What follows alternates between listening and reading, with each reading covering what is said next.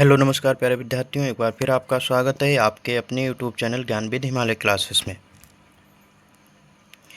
इस क्लास के माध्यम से हम लोग कंप्यूटर के संबंधित प्रश्नों का अध्ययन करेंगे। कई क्लासें हम लोग कंप्यूटर से संबंधित कर चुके हैं, तो आज नई वीडियो है, कंप्यूटर से संबंधित प्रश्न है। आप लोगों को बताया था कि आप लोग जब भी पढ़ें क्लास तो आप लोग एक कॉपी पेन लेकर बैठें, नोट्स बनाते रहें और उसमें सभी प्रश्नों को लिखते रहें। जो प्रश्न आपको पहले से ही आते हैं उन प्रश्नों को ना लिखें, क्योंकि वो प्रश्न आपके माइंड में पहले से ही लिखे हुए हैं।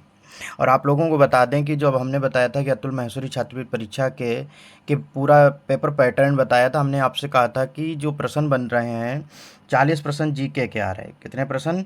40 प्रश्न जीके के आ रहे हैं, 20 प्रश्न मैथ के आ रहे हैं, 20 प्रश्न मैथ के आ रहे हैं और 20 प्रश्न रीजनिंग के आ रहे हैं और 10 प्रश्न हिंदी के और 10 प्रश्न इंग्लिश के, 10 प्रश्न इंग्लिश के। तो आप लोग देखो, आप लोगों को फोकस थोड़ा इस पर भी करना है कि 40 प्रश्न जीएस के आ रहे हैं तो थोड़ी ज़्यादा ही मेहनत करनी है, तो जीएस को थोड़ा ज़्यादा टारगेट बना के रखना है। ऐसा नहीं कि मैथ को नहीं देखना है, रीजनिंग को नहीं पढ़ना है। तो इन सभी विषयों को पढ़ने के बाद ही आप क्या कर सकते हैं, आपका सिलेक्शन हो सकता है। लेकिन जो प्रश्न ज़्यादा होते हैं उन पर थोड़ा ज़्यादा ही फोकस होता है। तो आप मान के रखिए कि कंप्यूटर के भी 5 प्रश्न पूछे जाएंगे। कंप्यूटर के भी कितने प्रश्न पूछे जाएंगे? तो 5 प्रश्न कम से कम मान के रखिए, 5 प्रश्न कंप्यूटर के पूछे जाएंगे, क्योंकि इससे पहले वाले पैटर्न में कंप्यूटर को एक विषय के रूप में निश्चित किया गया था। उसके स्पेशल उसे बताया था कि कंप्यूटर के स्पेशल क्वेश्चन आएंगे। तो इसलिए कंप्यूटर को आप लोगों को अच्छे तरीके से पढ़ना है, कंप्यूटर से संबंधित प्रश्नों को अच्छे तरीके से याद करना है। ऐसा नहीं कि और विषयों को नहीं पढ़ना है, और विषयों को भी अच्छे तरीके से पढ़ना है। लेकिन जितने प्रश्न आप लोगों को हम कंप्यूटर के करा रहे हैं तो उन सभी प्रश्नों को आप लोग कॉपी में लिखते रहिए और याद करते रहिए, सप्ताह की रिवीजन भी करते रहिए।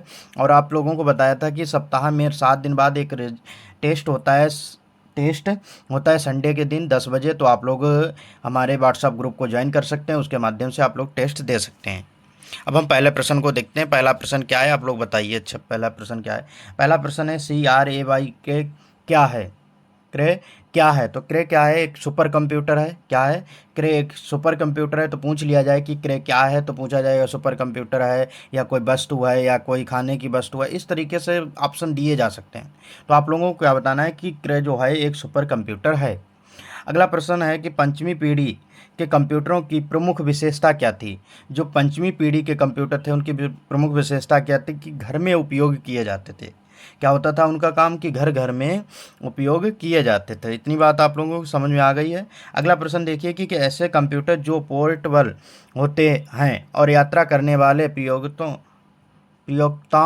के लिए सुविधाजनक होते हैं। क्या प्रश्न है कि ऐसे कंप्यूटर जो पोर्टेबल होते हैं और यात्रा करने वाले प्रयोक्ताओं के लिए सुविधाजनक होते हैं, तो उनको क्या कहा जाता है? लैपटॉप कहा जाता है। तो आप लोग समझते हैं कि लैपटॉप को क्या कर सकते हैं? हम बैग में भी रख सकते हैं, बैग में रख सकते हैं। लेकिन कंप्यूटर है उसमें कई पार्ट होते हैं, मॉनिटर है, कीबोर्ड है और सीपीयू है, तो क्या उसे बैग में रख सकते हैं? नहीं रख सकते हैं। तो इसीलिए कहा गया ऐसा कंप्यूटर जो पोर्टेबल होते हैं, जो यात्रा करने पर प्रयोक्ताओं के द्वारा, मतलब जो लोग प्रयोग करते हैं उनके लिए सुविधाजनक होते हैं। तो क्या होता है? लैपटॉप होता है। अगला प्रश्न है कि कंप्यूटर के आईसी चिप्स के उत्पादन में किस धातु की आवश्यकता होती है?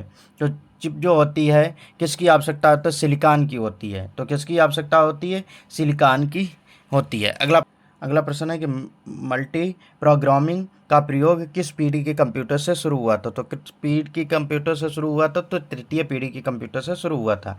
अगला प्रश्न है देखिए, मेन फ्रेम कंप्यूटर के लिए मल्टीपल्स ऑपरेटिंग सिस्टम कहाँ बनाया गया है? तो कहाँ बनाया गया? बेल प्रयोगशाला में बनाया गया है। अगला प्रश्न देखिए, अच्छा आप लोग कमेंट करके बताना है कि कंप्यूटर के जनक किसको कहा जाता है? कंप्यूटर के जनक किसको कहा जाता है? तो आप लोग कमेंट करना। अगला प्रश्न है कि अगला प्रश्न है कि चार्ल्स बेबेज के प्रथम मैकेनिकल कंप्यूटर किस नाम से जाना गया था? तो किसके नाम से जाना गया था? प्रोटोटाइप के नाम से जाना गया था। चार्ल्स बेबेज के प्रथम मैकेनिकल कंप्यूटर को किस नाम से जाना गया था? प्रोटोटाइप के नाम से जाना गया था। बात समझ आ रही कि नहीं आ रही? आप लोग अगला प्रश्न देखिए, विश्व का सबसे पहला सुपर कंप्यूटर कब बना था? तो विश्व का सबसे पहला सुपर कंप्यूटर बना था 1979 में। कब बना था? 1979 में बना था।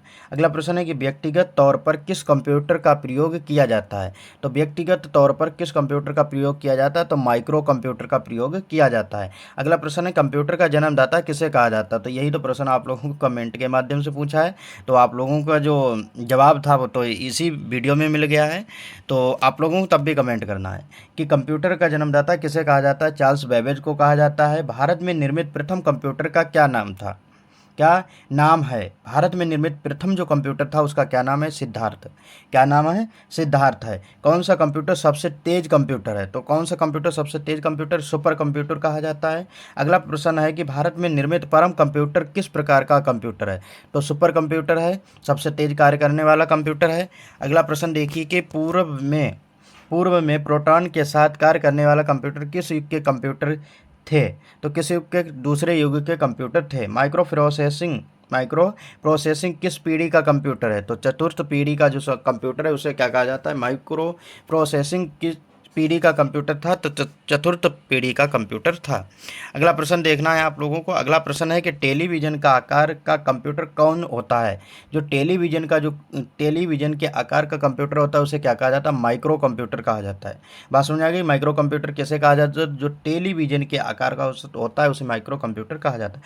माइक्रो कंप्यूटर की क्षमता कितने प्रति सेकेंड होती है?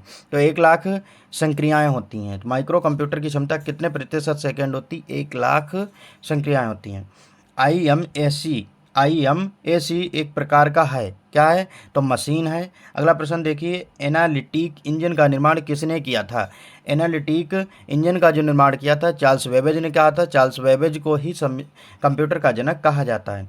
प्रथम पीढ़ी के कंप्यूटर में मुख्य इलेक्ट्रॉनिक घटक हैं। प्रथम पीढ़ी के जो कंप्यूटर थे उनमें मुख्य इलेक्ट्रॉनिक घटक क्या था? बाल्ब था। क्या? बाल्ब, निर्वात ट्यूब निर्मित किया गया था। तो इतनी बात आप लोगों को समझ में आ गई। अगला देखिए, अगले प्रश्न में पूछा गया है टेली प्रोसेसिंग तथा टाइम शेयरिंग का प्रयोग किस पीढ़ी के कंप्यूटर में हुआ? टेली प्रोसेसिंग तथा टाइम शेयरिंग का प्रयोग किस पीढ़ी के कंप्यूटर में हुआ था? तो तृतीय पीढ़ी के कंप्यूटर में हुआ था। अगला प्रश्न है कि गणना संयंत्र एबाकस का आविष्कार किस देश में हुआ था? एबाकस का आविष्कार किस देश में हुआ था? तो चीन में हुआ था। अगला प्रश्न है, प्रथम पीढ़ी के कंप्यूटर में क्या दोष था? प्रथम पीढ़ी का जो कंप्यूटर था उसमें क्या दोष था? बड़ा आकार के कारण वही सबसे बड़ा उसमें दोष था। तृतीय पीढ़ी के कंप्यूटर में मुख्य घटक क्या था? इंटीग्रेटेड सर्किट थी, तो उसमें इंटीग्रेटेड सर्किट थे, यही सबसे बड़ी मतलब मुख्य घटक था। अगला पूछा जाता है कि 80,386 सुपर चिप का प्रयोग मिनी कंप्यूटर में लगाने से बनता है। सुपर मिनी कंप्यूटर बनता है। तो इतनी बात आप लोगों को समझ में आ गई हो। अब आप लोगों को थोड़ा ये समझना है कि कौन सा इनपुट होता है, कौन सा आउटपुट होता है, क्योंकि पूछा गया निम्न में से कौन सा इनपुट है, तो आप लोग किस प्रकार उन प्रश्नों को हल करेंगे। तो इनपुट में कौन कौन से आते हैं? इनपुट जो डिवाइसेस होते हैं, इनपुट डिवाइसेस में जैसे कीबोर्ड है तो वो इनपुट डिवाइसेस में आता है। माउस है, इनपुट डिवाइस में आता है। ट्रैक वाल जो है वो जो ट्रैक वाल है वो भी इनपुट डिवाइसेस में आता है। जॉयस्टिक है वो भी इनपुट डिवाइस में आता है। अगला देखिए,